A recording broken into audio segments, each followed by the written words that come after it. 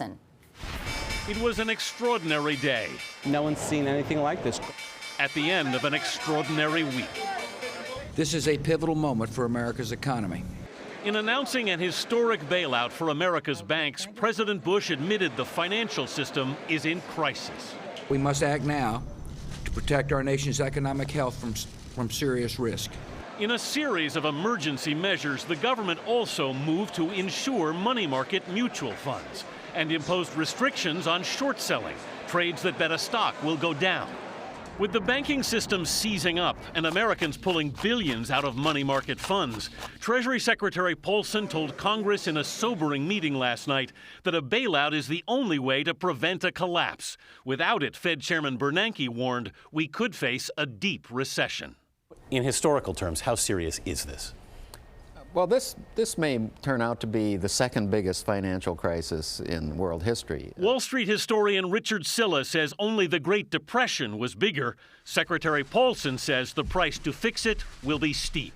We're talking hundreds of billions. This needs to be big enough to make a real difference and get at the heart of the problem. Add that to the taxpayers' tab with the failure of Bear Stearns, housing loans, the government takeover of Fannie Mae, Freddie Mac, and AIG, and loans to troubled banks. The government has already put up more than $800 billion. What essentially is the government doing here? It's taking bad debt off the hands of financial institutions. The problem, banks have stopped lending, even to each other, because they don't trust they'll be paid back.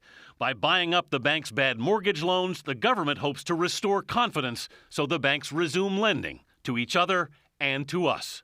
The government's challenge will then be to find buyers for these toxic mortgages. This paper has such a bad reputation that giving it to the federal government is essentially asking the taxpayer to write off these losses. I don't think these products are going to be easily resold by the government. And by some estimates, the amount of bad debt still out there could add up to another $500 billion. Katie? Anthony, obviously this has calmed some fears on Wall Street, at least temporarily, but how will we know if this will do the trick and really stabilize things in the long run?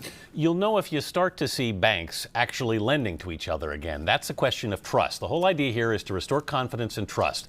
I mean, basically what's happened, the way Richard Silla described it, it's like a car running with no oil in it. It's, ready to explode. They're trying to put the oil back in. Hopefully you'll see the car moving again. All right. Anthony Mason, thank you. They'll be ordering in a lot of pizza.